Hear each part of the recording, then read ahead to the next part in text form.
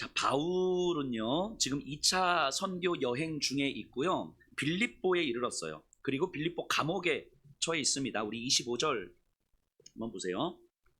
16장 25절. 한밤중에 바울과 실라가 기도하고 하나님을 찬송하며 죄수들이 듣더라. 바울과 실라는 매를 맞았거든요. 아마 엄청 맞았을 거예요. 살점이 뜯겨지고 뼈가 드러나고 막 피가 온몸에서 철철 흐르고 머리부터 발끝까지 굉장히 아팠을 거예요. 이 흙바닥에 앉아있지도 못할 만큼. 그리고 발에는 이 멍에 착고가 채워져 있을 거고요.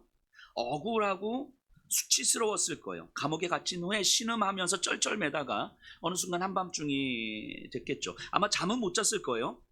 근데 그런 그들이 할 수 있는 것은 자기들이 어떻게 살아가야 되지 살 길을 찾는 것이 아니라 기도였어요. 기도밖에 할 게 없었어요. 기도하다가 찬송하다가 또 기도하다가, 그러다 보니까 점점 기도와 찬양 소리가 커졌고 그 소리에 힘이 생기기 시작했을 거예요. 감옥에 있는 모든 죄수들이 다 들을 정도로. 얼마나 기도했는지는 모르지만 기도하던 중에 갑자기 감옥에 지진이 일어납니다. 우리 26절 보세요. 이에 갑자기 큰 지진이 나서 옥터가 움직이고 문이 곧 다 열리며 모든 사람의 매인 것이 다 벗어진지라. 이 26절을 우리가 좀 주의 깊게 살펴볼 필요가 있어요. 오늘 설교의 근간이 되는 말씀인데, 누가는요, 이 글을 쓰고 있는 누가는 26절을 굉장히 어떤 의도를 가지고 쓰고 있는 거예요. 잘 보세요. 큰 지진이 나서 옥토가 움직였고요, 문이 다 열렸고요, 그리고 모든 사람의 매인 것이 다 벗어졌대요. 지금 이 세 가지 현상이 일어난 거예요.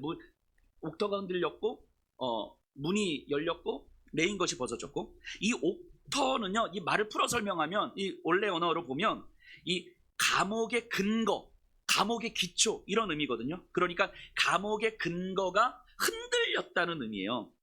또 이제 문이 다 열렸대요. 이 열리다는 단어가 언제 사용됐던 단어냐면, 예수님께서 세례 요한에게 세례를 받고 올라오실 때 하늘이 열리고 성령이 비둘기처럼 임하는 장면이 있잖아요. 이때 하늘이 열리다 했던 단어거든요. 그러니까 이 열리다라는 단어는 단순하게 문이 열리는 것도 포함하지만 이제까지는 볼 수 없었던 하나님께서 하시는 일을 보기 시작했다, 이런 의미가 담겨져 있는 거죠. 그리고 매인 것이 다 벗어졌다.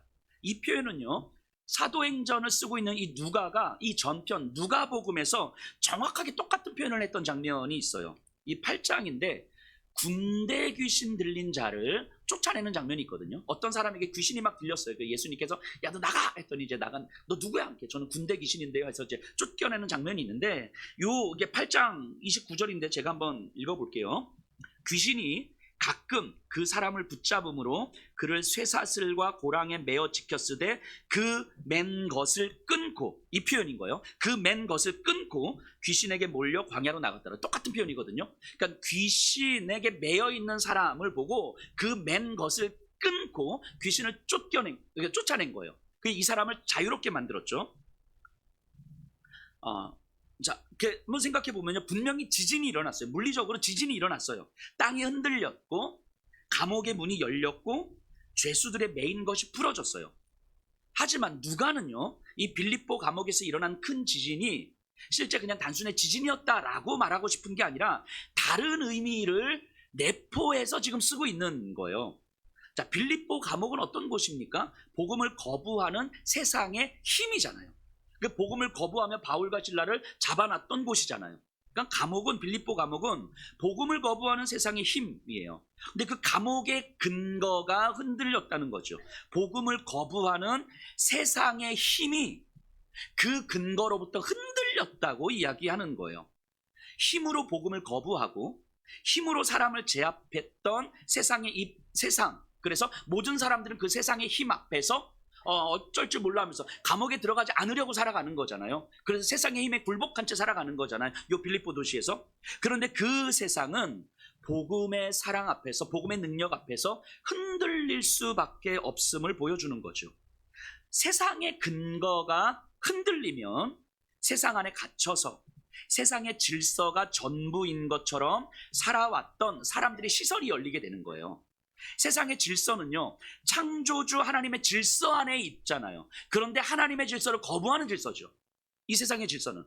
이전에는 세상의 질서가 전부였거든요. 이 질서 안에서 살아가는데 이 문이 열리고 하나님께서 하시는 일이 보이기 시작하면 이 세상의 질서가 하나님의 질서 안에 있는데 하나님을 거부하는 질서구나. 이게 보이기 시작하는 거예요. 이게 그런 세상에서 세상의 멍에에 매여 살아가고 있는 자신을 발견하게 되면 세상의 멍에, 세상의 힘이 주는 그 족쇄, 그 세상이 우리에게 끊임없이 요구하고 있는 성공과 안전과 뭐 명예와 인정과 뭐 등등등 뭐 이런 자신을 발견하게 되면 이 멍에를 끊어낼 수 있는 힘이 예수님의 복음 외에는 없다는 사실을 알게 되죠. 군대 귀신을 쫓아내셨던 것처럼 우리의 멍에를 끊어내시고 세상의 질서가 아닌 하나님의 질서를 살아가게 되는 거예요. 그러니까 결국 빌립보 감옥의 지지는 세상이라는 감옥에서 구원을 이루시는 하나님의 일을 보여주는 사건이라는 거예요. 누가는 그것을 의도하고 지금 쓰고 있는 거죠. 이후의 간수를 잘 보세요. 27절입니다. 간수가 자다가 깨어 옥문들이 열린 것을 보고 죄수들이 도망한 줄 생각하고 칼을 빼어 자결하거늘. 자, 간수 입장에서는 지금 옥문이 열린 것을 본 거예요. 그럼 죄수들이 도망갔을 거라고 생각하고요. 그럼 이 자기 책임인데 책임을 지지 못한 나는 분명 죽을 거거든요. 그래서 어차피 죽을 거 지금 자기가 스스로 죽으려고 하는 거예요. 여러분, 이 간수의 모습이 어떤 모습입니까? 세상의 질서에서 실패한 자의 모습 아닙니까? 세상이 요구하는 것을 충족시키지 못하는 삶. 세상은 그런 사람을 패배자라고 낙인 찍어요. 세상에서는 소망이 없다고 말합니다. 당신 같은 사람은 쓸모없는 인생이라고 말하는 거예요. 그리고 스스로도 이걸 받아들이죠. 내가 대학에 떨어지면, 취직을 못하면, 연봉이 적으면, 사람들에게 인정받을 만한 그 어떤 것이 없으면 세상에 나설 수가 없는 거예요. 사람들 앞에 나를 나설 수가 없는 거예요. 수치스러우니까. 스스로를 고립시키고 스스로 자기 존재의 가치를 무시하고 그렇게 어느 순간 점점 나락으로 떨어져 가는 거죠.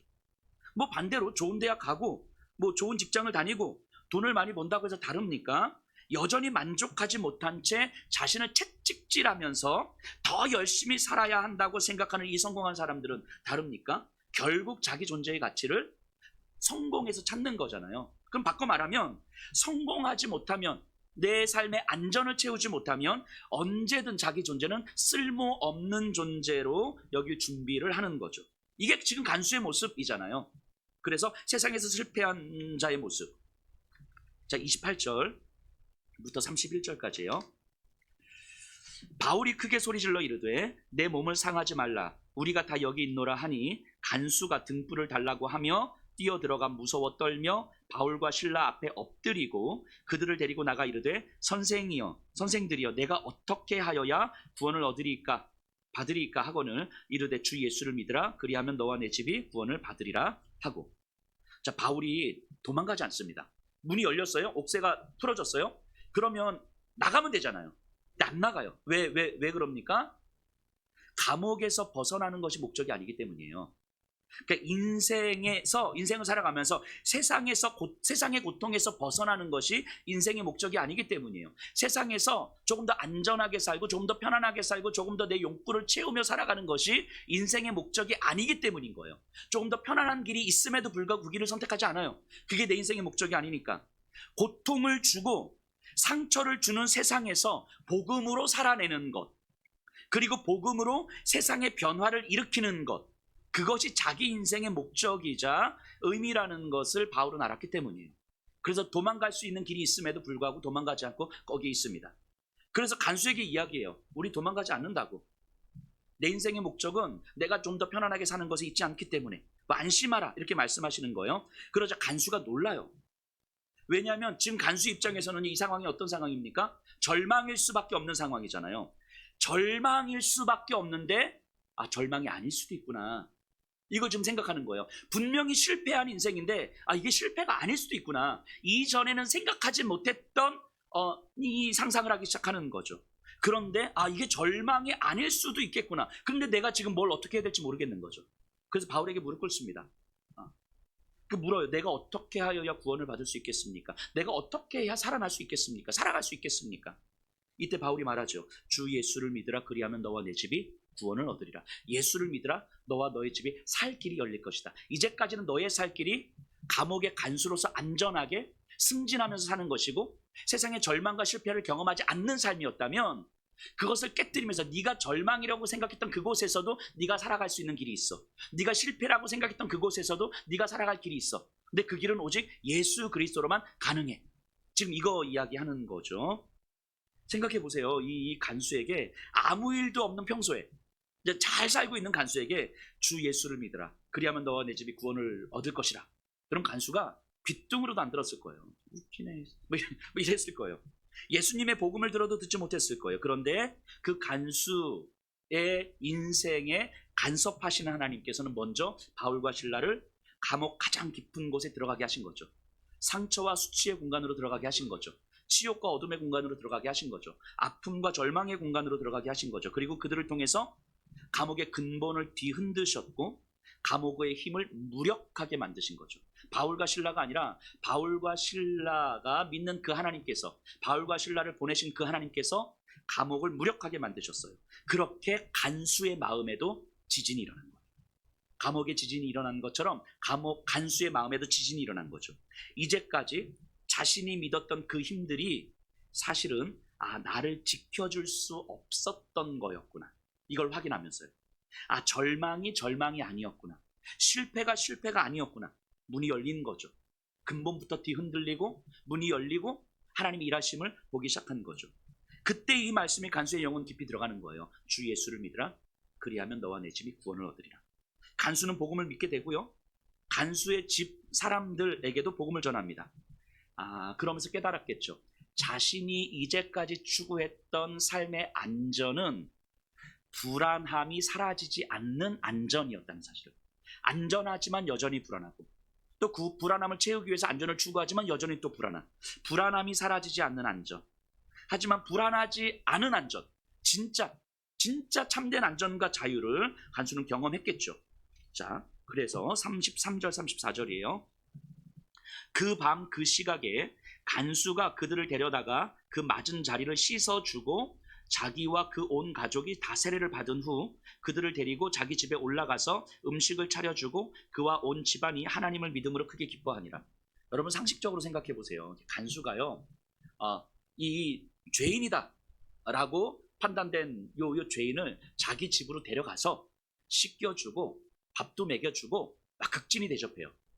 이거는요 목숨을 걸어야 하는 일이에요. 이 시대에 그러지 않겠습니까? 관료들이 감옥에 집어넣은 이 죄수를 자기가 빼서 자기 집에서 음식 대접한다는 건 반란이잖아요. 반란. 항명하는 거잖아요. 항명. 그러니까 이건 목숨을 걸어야만 하는 일인 거예요. 마치 루디아처럼 바울과 실라를 자기 집으로 데리고 오는 건 그 빌립보 도시에서 모든 자기가 이제까지 쌓았던 모든 것들을 무너질 수도 있는 상황을 감당해야만 했던 것처럼. 그럼 간수는 근데 기꺼이 그걸 해요. 왜 그럴까요? 간수는 어차피 죽었어야 됐거든요. 감옥을 지키지 못했다는 이유로. 그런데 이제 깨달은 거예요. 그런 이유들이 내가 죽어야 마땅했던, 나를 절망에 빠뜨리고 나를 실패에 빠뜨렸던 그런 이유들이 사실은 내가 죽어야만 하는 이유가 아니었다는 사실을 깨달은 거예요. 세상의 절망과 실패가 나를 죽일 수 없었다는 사실을 깨달은 거죠. 내 인생은 세상의 힘을 지키는 데 있지 않다는 것을 알았어요. 세상의 힘을 지키지 못해도 내가 가진 것이 없어도 나는 충분히 살 가치와 의미가 있는 인생이라는 걸 깨달은 거예요. 누구를 통해서요? 예수 그리스도를 통해서. 이 복음이 깨달아진 거죠. 그래서 세상의 힘 앞에서 위축되지 않는 거예요. 바울과 실라를 자기 집으로 데리고 왔다는 건 복음을 온전히 믿었다는 증거죠. 루디아가 그랬던 것처럼. 성경에 자세히 나오진 않지만 이 루디아와 간수는 아마 서로 만났을 거예요. 서로 함께 만나서 예배를 드리고 빌립보 교회를 함께 세워갔을 거예요. 그리고 서로 이야기를 나눴겠죠. 예수님의 복음이 자기 인생에 어떻게 지진을 일으켰는지, 내가 이 빌립보 감옥에서 간수로 안전하게 잘 살 수 있는 사람이었는데 복음이 내 인생에 지진을 일으켰고 내가 지금 여기까지 와 있다는 것을 서로 나누지 않겠습니까? 루디아도 내가 얼마나 고생하면서 여기까지 왔는데 내가 쌓아놓은 모든 것들이 다 무너질 수 있었음에도 불구하고 예수의 복음이 내 인생에 지진을 일으켰고 내가 지금 여기까지 와 있는 거라고. 그리고 우리가 살아가는 이 빌립보 도시에 그 예수 그리스도의 복음으로 말미암아 지진이 일어나지 않으면, 영적인 지진이 일어나지 않으면 이 빌립보 도시는 아무런 소망 없는 거 아니겠냐고. 그래서 우리를 이 빌립보 교회 성도로 불러주신 거 아니냐고. 이렇게 뭐 나누지 않았을까요? 저는 오늘 이 본문을 묵상하면서 설교를 준비하면서 확신했어요. 아마 사도행전을 읽고 있는 독자들도 같은 확신을 했을 거라고 생각합니다. 그들이 살고 있던 세상의 빌립보 감옥 같았을 거예요. 오늘 우리가 살고 있는 세상의 빌립보 감옥 아닙니까? 저와 여러분들이 살아가는 세상이 빌립보 감옥이잖아요. 세상은 돈과 성공, 명예와 인정, 안전을 추구해요. 세상에 사는 모든 사람들에게 그것이 좋은 인생이라고 이야기합니다. 어렸을 때부터 너무 자연스럽게 그렇게 살아요. 그렇게 사람들을 세상의 문 안에 가두어 놓고 세상의 힘에 묶어 놓고 그 힘을 갖지 못하면 실패자인 것처럼 만들어 버려요. 그래서 성공을 바라지만 성공의 가능성이 없는 사람들은 스스로의 무기력함을 받아들인 채 그냥 살아갑니다. 성공을 한다 할지라도 우리에게 끊이지 않는 말이 뭡니까? 조금만 더, 조금만 더, 조금만 더를 외치면서 살아가는 거예요. 이런 세상에서 영적인 지진이 일어나지 않으면, 세상의 근본을 뒤흔들어 놓는 복음의 지진이 일어나지 않으면 아무런 변화도 일어나지 않고 소망이 없는 거죠. 제가 지난주 설교할 때 몇 분 여성 집사님들이 모여서 큐티 모임을 한다고 말씀을 드렸는데 설교 시간에 얘기도 한번 했겠다. 그래서 월요일날 오전에 모이시거든요. 그래서 이제 점심이라도 내가 좀 사줘야 되겠다 싶어서 월요일 오전에 끝나고 이제 식사를 하실 테니까 김밥과 떡볶이와 튀김 세트를 들고 갔어요. 집 앞으로, 아파트 앞으로. 근데 초인종을 누르려고 하는데 안에서 기도 소리가 들리는 거예요. 좀 30, 40대 젊은 집사님들이거든요. 그냥 극히 평범한 애기 엄마들. 한 6분이 모이셨는데 기도 소리가 들리는데 그 집안에서. 근데 그 기도 소리가 제 마음을 울리는 거예요. 초인종을 누르고 한 분이 이제 문을 열어주셨어요. 그래서 거실에서 이렇게 모여서 기도를 하고 계시는데 기도회 끝날 때까지 저는 이제 옆에 작은 방에서 이제 기다리고 있었거든요. 기도 소리를 들으면서 이 기도 소리를 한 20여 분 듣고 있었나? 이렇게 정말 뜨겁게 기도하고 정말 가슴 저미게 절규하면서 기도하는데 진짜 제 안에서 지진이 일어나는 것 같아요. 제 마음에서 지진이 일어나는 것 같아요. 빌립보 감옥에서 바울과 실라의 기도 소리를 듣는 다른 죄수들의 마음이 그러지 않았을까 싶을 정도로 제 가슴이 벅차고 흔들리는 거예요. 집사님들의 기도 소리로 제 마음이 가득 채워지는 거예요. 그러니까 제 안에서도 힘이 생기고 하나님께서 하실 일에 대한 강렬한 소망이 일어나는 거예요. 그러니까 기도하는 저분들을 통해서 사실 그 하나님의 일들이 너무너무 기대가 되는 거죠. 기도 소리를 듣고 있는 것만으로도 이런데 직접 기도하시는 집사님들은 어떻겠습니까? 어떠셨어요? 여러분 생각해 보세요. 자녀를 키우는 세상이에요. 자녀를 키우기에 너무너무 불안한 세상이잖아요. 그래서 다른 엄마들은 어떻게 살아갑니까? 이 불안을 해결하기 위해서 아이들한테 이것저것 많이 해주잖아요. 가르치기도 하고 많이 뭔가 채워줘야 돼요. 이걸 채우기 위해서는 또 돈을 벌어야 되고 애쓰잖아요. 그러면서 우리의 불안함을 어떻게든 해결하려고. 근데 이분들은요, 그렇게 살아가는 것이 하나님의 뜻에 합당하지 않다고 생각하는 거예요. 그런데 불안한 거죠. 그래서 모이는 거예요. 불안을 해결하기 위해서 사는 것이 아니라 불안한 세상에서 불안을 끌어안고 진리로 살아가기 위해서 모이는 거예요. 진리로 살아가고 싶은데, 불안을 끌어안고 살아가고 싶은데, 그런데 진짜 불안하니까 못하겠으니까. 그래서 모이는 거예요. 그래서 큐티하면서 말씀을 나누고 서로 기도하는 거예요. 자신들을 붙잡아주는 힘이 돈에 있지 않다는 사실을 믿으니까, 안전에 있지 않다는 사실을 믿으니까, 우리 아이들에게 많은 것을 가르쳐주는 것에 있지 않다는 사실을 믿으니까, 우리를 붙잡아주는 힘이 말씀과 기도에 있다는 사실을 믿고 그것을 경험하고 싶으니까. 그래서 모이는 거예요. 그렇게 1년 정도 지금 모이신 건데요.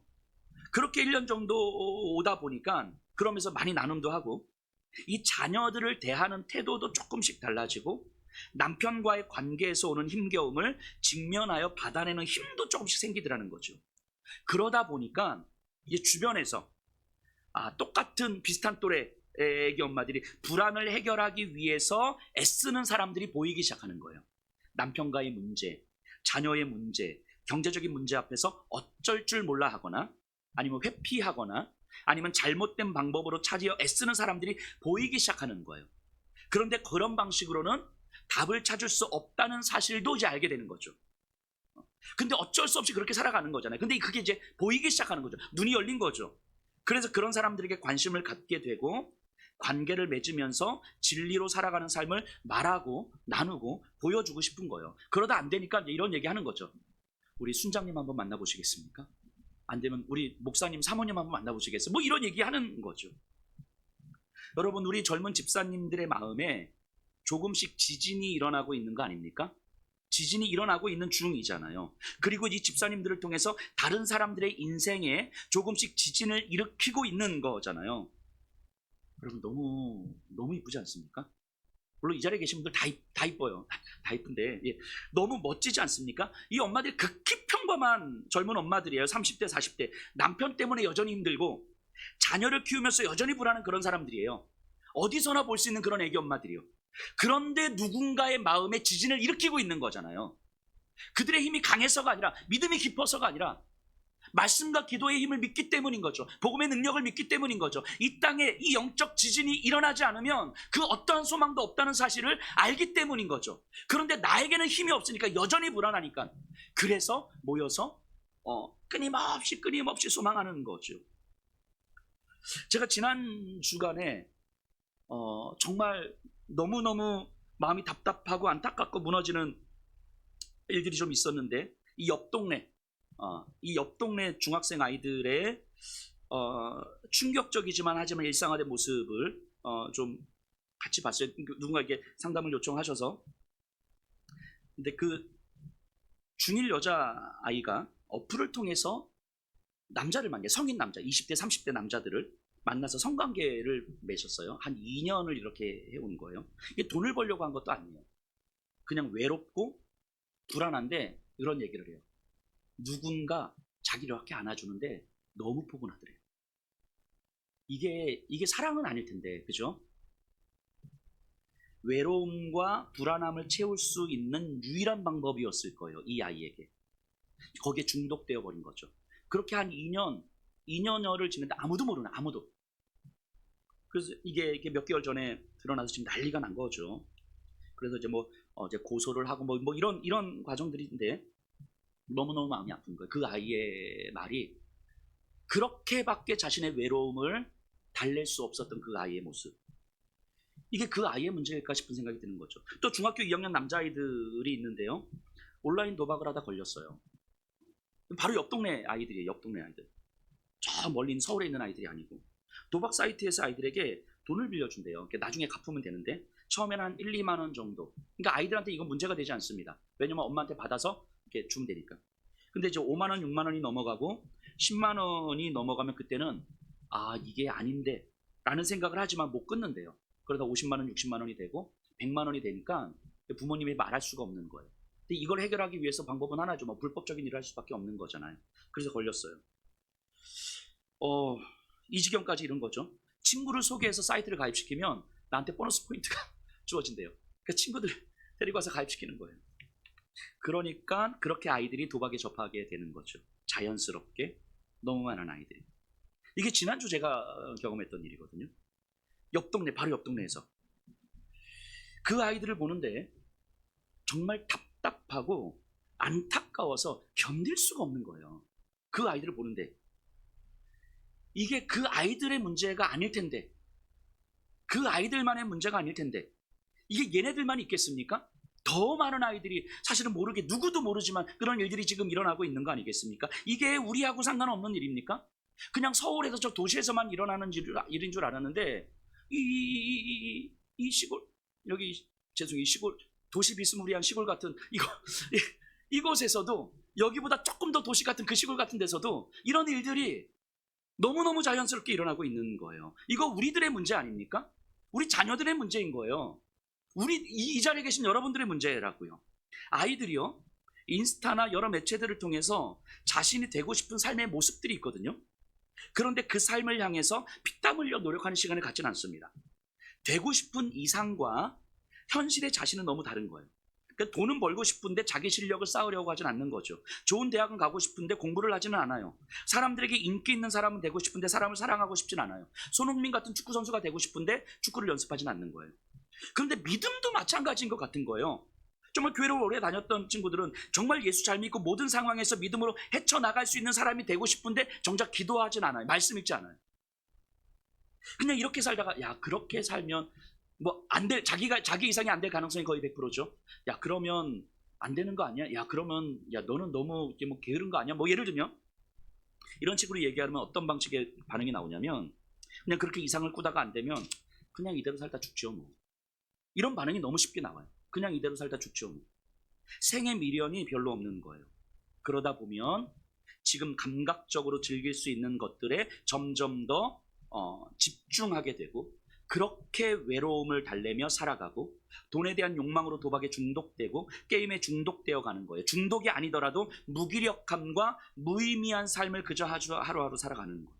이게 요즘 청소년 아이들의 모습이더라고요. 10대 아이들의 모습이에요. 시간이 갈수록 점점 더 심해지겠죠. 지금 청소년 아이들이 그런데 지금 현재 초등학생, 지금 현재 미취학 아이들이 좀 더 시간이 지나서 청소년기가 되면 더더욱 심해지지 않겠습니까? 이게 개인의 문제가 아니라 세상이 그렇다는 거예요. 그럼 이런 세상을 살아가는 아이들한테 가르친다고 됩니까? 윤리교육을 강화시키면 돼요? 집안에 딱 묶어놓으면 되는 겁니까? 그럼 아이들이 변합니까? 아닌 거예요. 가르친다고 되는 문제가 아니란 말이죠. 부모가 통제한다고 되는 문제가 아니더라는 거예요. 방법이 없잖아요. 답이 없는 거예요. 소망이 없는 거죠.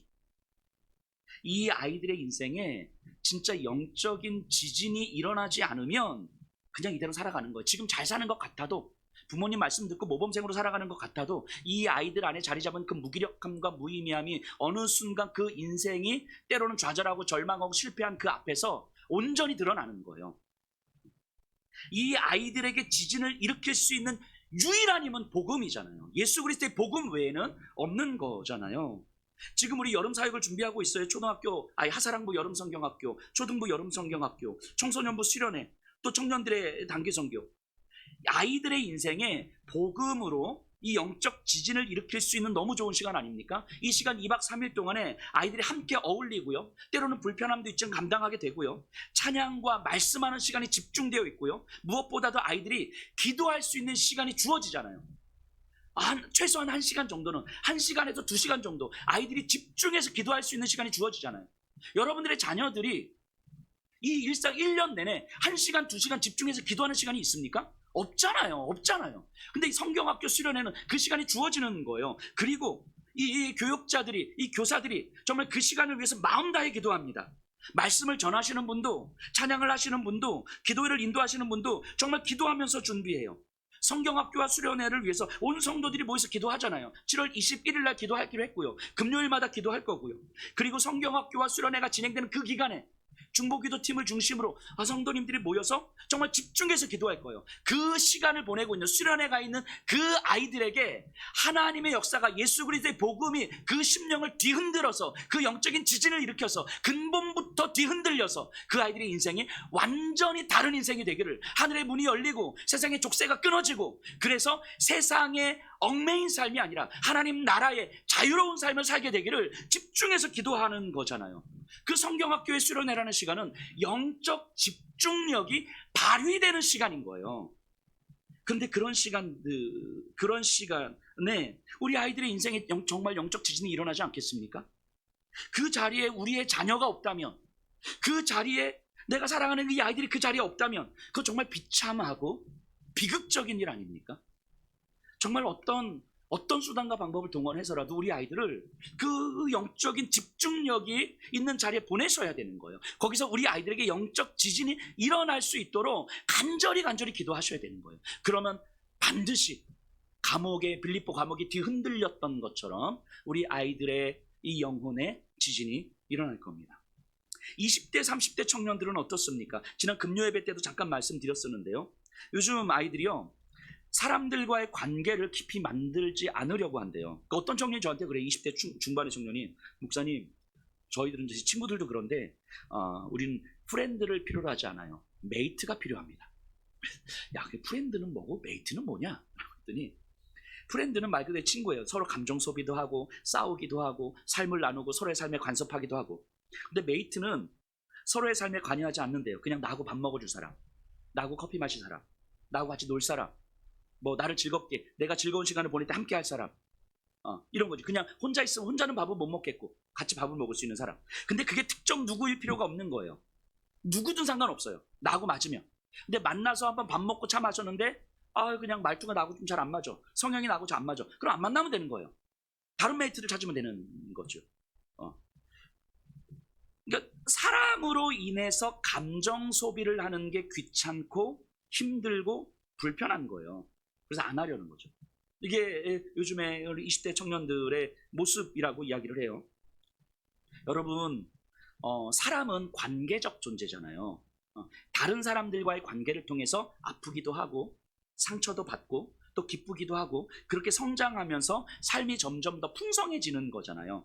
관계가 없으면 삶은 풍성해지지 않습니다. 하나님은 인간을 그렇게 지으신 거예요. 믿음은 관계적인 거예요. 하나님은 사람을 그렇게 지으셨어요. 그런데 이 시대 청년들이요, 사람으로 인한 풍성함을 포기하는 거예요. 삶의 참된 가치를 포기하는 거예요. 근데 아이들도 알아요. 자기 삶이 그다지 만족스럽지 않다는 사실을 알아요. 그런데 만족스럽진 않지만 불편하고 힘든 건 싫은 거예요. 편안함을 선택하고자 풍성한 삶을 포기하는 거죠. 여러분들 너무 비참하지 않습니까? 이 시대의 아이들이 너무 비참하지 않아요? 정말 이런 청년들한테 무엇이 필요합니까? 안전이 필요합니까? 성공이 필요합니까? 자아성취가 필요한 거예요?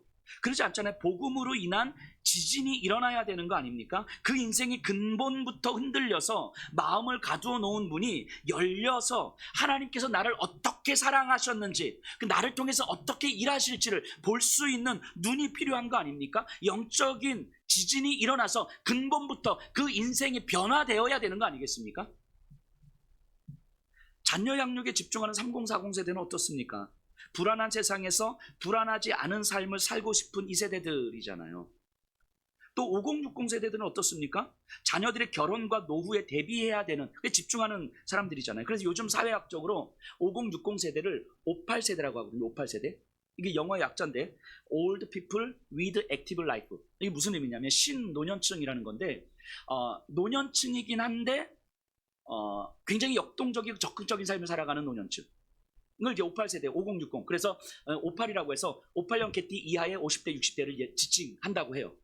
58년 개띠가 계실지 모르겠지만 58년 개띠 이하의 50대, 60대를 58세대라고 하는 거예요. 그러니까 이게 무슨 의미냐면 생존에 더 집착하는 세대라는 거예요. 그러니까 생존에 집착하면서 열심히 살잖아요. 근데 나에게 힘이 조금만 더 있으면 그 힘을 생존에 더 쏟아붓는다는 거예요. 더. 그래야 자녀들 결혼시키니까. 그래야 자녀들에게 기대지 않고 노년을 보낼 수 있으니까. 그러니까 가능하면 조금 더 생존을 지키기 위해서 살아야 되는 거예요. 남은 모든 에너지를 다 거기에 쏟는다는 거죠.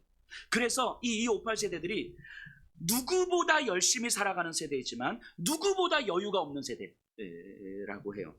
혹시 동감이 되시는지 모르겠는데 바꿔 말하면 삶의 에너지를, 이렇게 생존을 위해서 삶의 에너지를 쏟는데 이 58 세대들은 이 생존의 에너지를 쏟는 것 말고 다른 에너지들이 있다는 거예요. 있는 세대라는 거예요.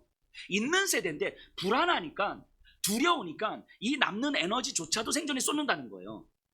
그러니까 이 남는 에너지를 생존이 아닌 다른 방식으로 충분히 활용할 수 있는 세대인데 그 길을 모르고 방법을 모르고 해야 될 이유도 없다는 거죠. 그러니까 생존에 더 쏟는 거죠. 여기까지가 이제 사회학자들이 하는 이야기인데, 근데 저는 이렇게 생각을 하는 거예요. 이걸 가지고 와서 그 생존에 집착하기 때문에 내 남은 에너지를 충분히 하나님 나라를 위해서, 복음을 위해서 살아갈 수 있음에도 불구하고 여전히 여유가 없어서, 여전히 바빠서, 여전히 힘들어서, 여전히 내 마음에 여력이 없어서 못한다는 거죠. 있는데 이런 세대에게 정말 필요한 게 뭡니까? 안전한 삶입니까? 안전한 노후예요? 그 삶을 근본부터 뒤흔드는 지진이 일어나야 되는 거 아닙니까? 복음이 그 삶을 뒤흔들어서 세상이 생존으로 가두어 놓은 이 문이 열리고 족쇄가 끊어지고, 내 인생이 생존을 위해서 열심히 살아가야는 하지만 내 에너지가, 모든 에너지가 거기에 쏟아지지는 않을 수도 있는 거겠구나. 하나님의 나라를 위해서 지금도 여전히 얼마든지 내가 살아갈 수 있는 거겠구나. 이 문이 열려야 되는 거 아닙니까? 그런데 많은 그리스도인들의 반응은 어떻습니까? 어쩔 수 없다고, 현실에서는 살아야 하지 않겠느냐고, 세상에 적응하면서 잘 사는 게 우선 아니냐고 말하고 있는 거 아닙니까? 현실을 무시하라는 말이 아니죠. 하지만 질문을 던지는 거예요. 우리가 살아가는 현실이 마치 빌립보 감옥 같고 우리가 간수와도 같은 삶이 아니냐고 질문하는 거예요. 빌립보 감옥에서 간수로서 안전하게 승진하면서 살아가는 그 삶이 무슨 소망이 있겠냐고 질문하는 거예요. 그런 세상에서 우리가 열심히 살고 성공하는 것이 진짜 인생의 가치고 의미냐고 질문 던지는 거예요. 여러분 잘 생각해 보세요.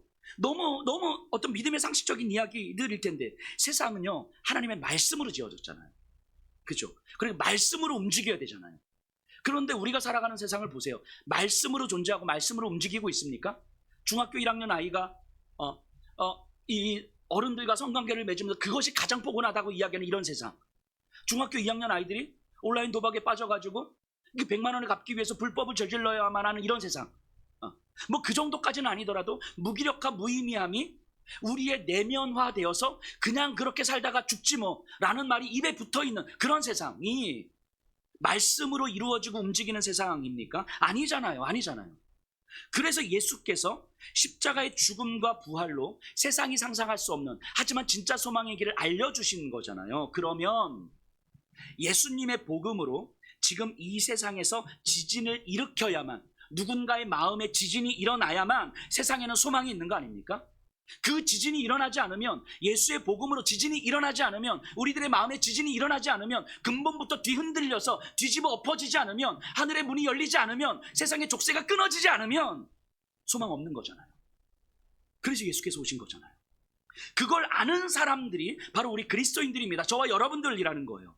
그래서 하나님은 우리를 지금 이 세상에 살게 하시는 거예요. 바울과 실라를 빌립보 감옥에 넣으셨던 것처럼 우리를 이 빌립보 감옥과도 같은 이 세상에 살게 하시는 거예요. 예수 믿고 바로 하나님 나라 가면 좋겠죠. 하지만 하나님은 우리를 예수 믿고 이 세상을 살게 하신다고요. 왜요? 이 세상에 지진이 필요하니까.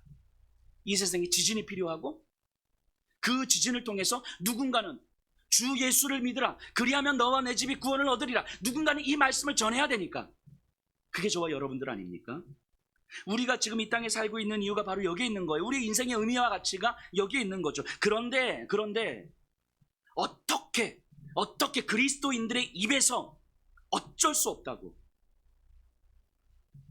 그런 말이 나올 수 있습니까? 우리는 간수처럼 간수의 자리에서 최선을 다하면 된다고 어떻게 그런 말이 나올 수 있습니까?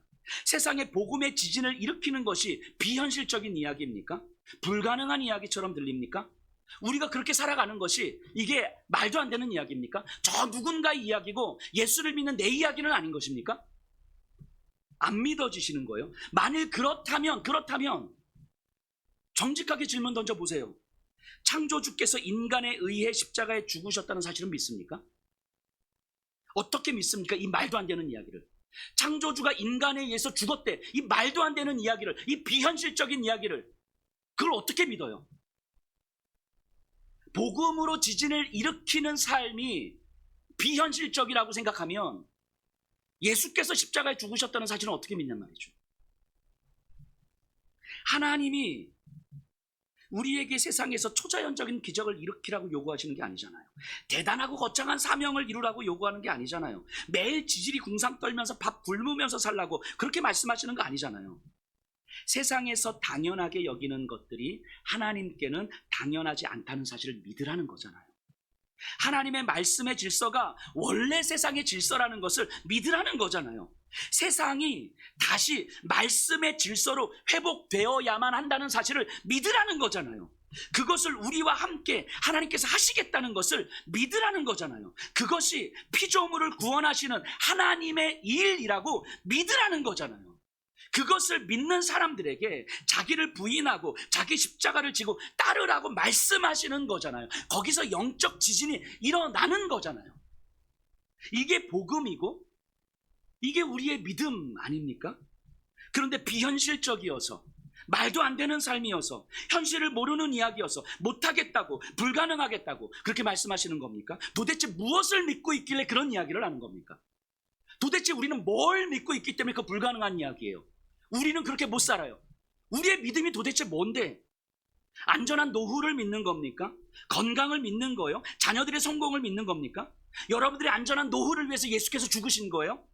말씀과 상관없이 움직이는 세상에서 성공하라고 예수께서 죽으신 겁니까? 빌립보 감옥에서 간수가 안전하게 승진하면서 살면 그럼 하나님의 축복이라고 말할 수 있는 거예요? 그거 위해서 예수께서 이 땅에서 죽으신 겁니까? 도대체 우리의 믿음이 뭐길래, 우리는 도대체 뭘 믿기 있길래 예수께서 하셨던 그 일조차 우리는 외면하고, 우리를 통해서 하시겠다는 그 하나님의 일조차 듣지 않고, 안 된다고, 불가능하다고, 바쁘다고, 힘들다고, 여력 없다고, 그건 내 일이 아니라고. 도대체 우리의 믿음은 뭡니까?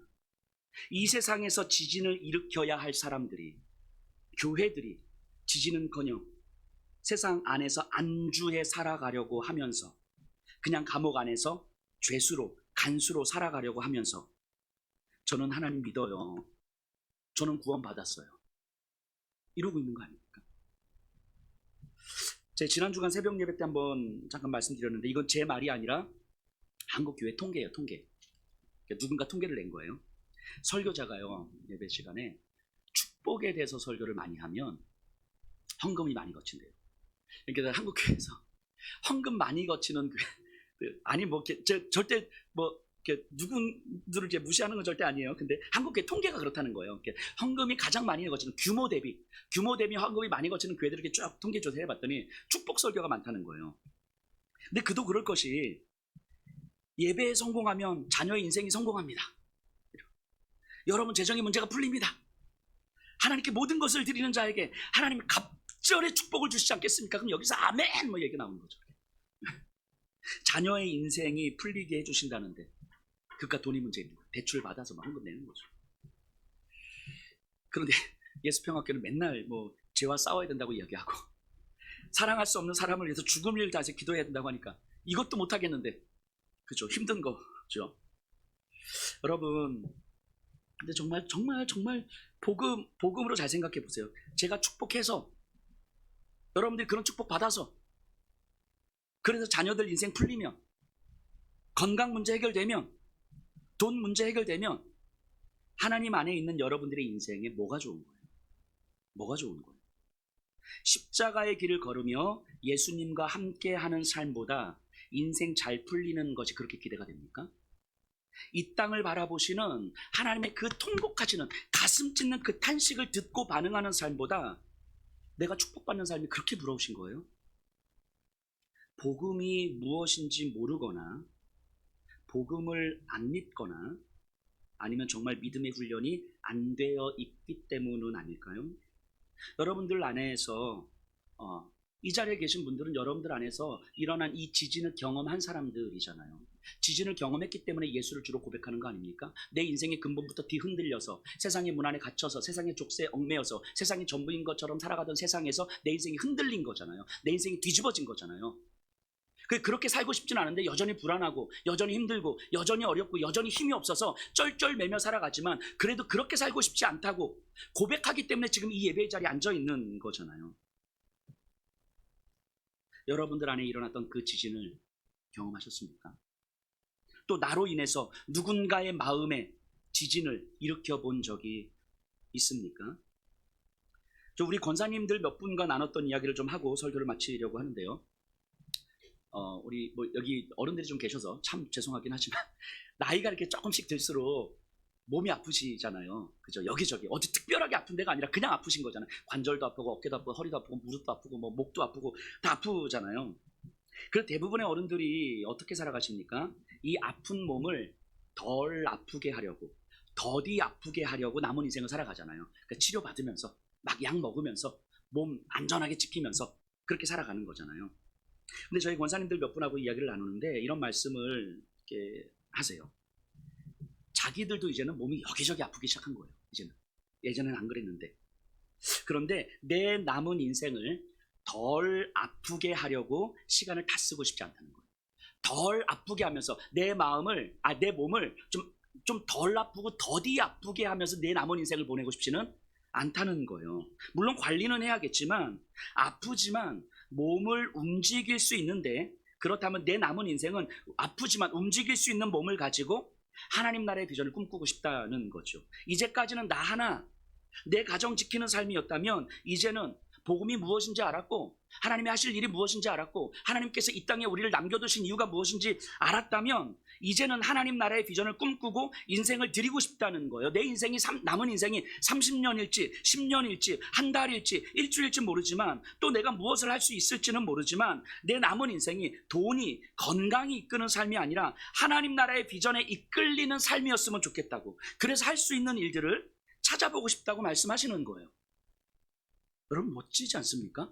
이 6070 세대들이 멋지지 않습니까? 이 권사님들의 마음에 지진이 일어나고 있는 거 아닙니까?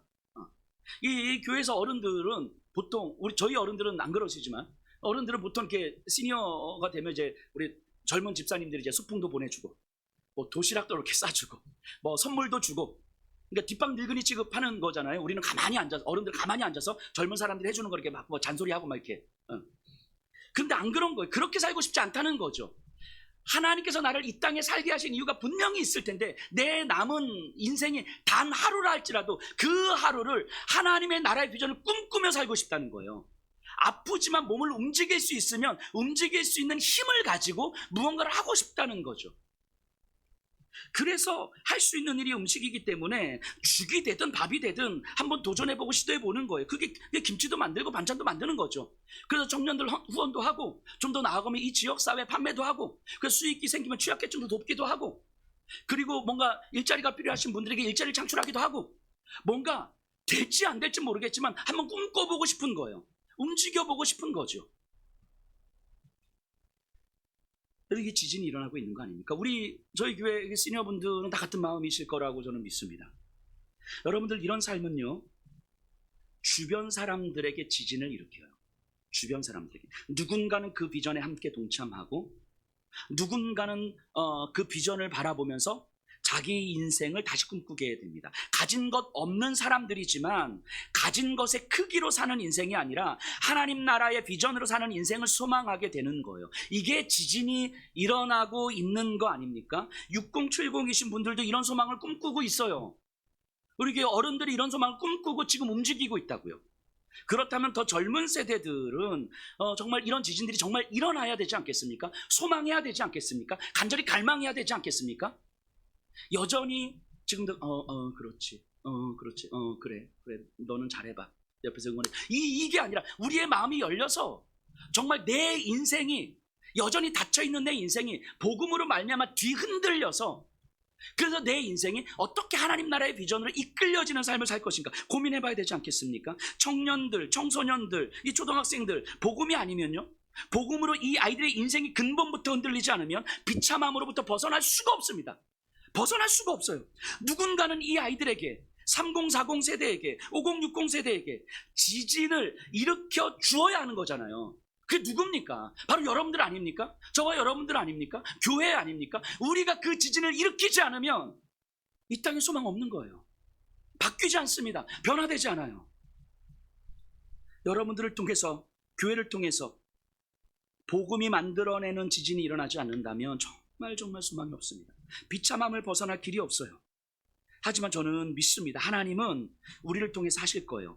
이 교회를 통해서 하실 겁니다. 이 자리에 계신 여러분들을 통해서 하실 거예요. 이 안중 지역에 지진을 일으키고 문을 열고 멍에를 꺾으시고 하나님의 나라를 이루어 가실 거예요. 여러분들 한 사람 한 사람의 그 개인의 삶의 현장에서도 하나님은 여러분들을 통해서 지진을 일으키고 하늘의 문을 여시고 그 족쇄를 끊어내시고, 그렇게 근본부터 뒤집어지고 변화되는 그 일들이 저는 여러분들의 인생을 통해서 있을 거라고 믿습니다. 그 믿음, 그 소망, 그 비전이 바로 저와 여러분들의 인생이 되기를 간절히 소망합니다. 우리 다 같이 일어나셔서 주를 찬송하겠습니다.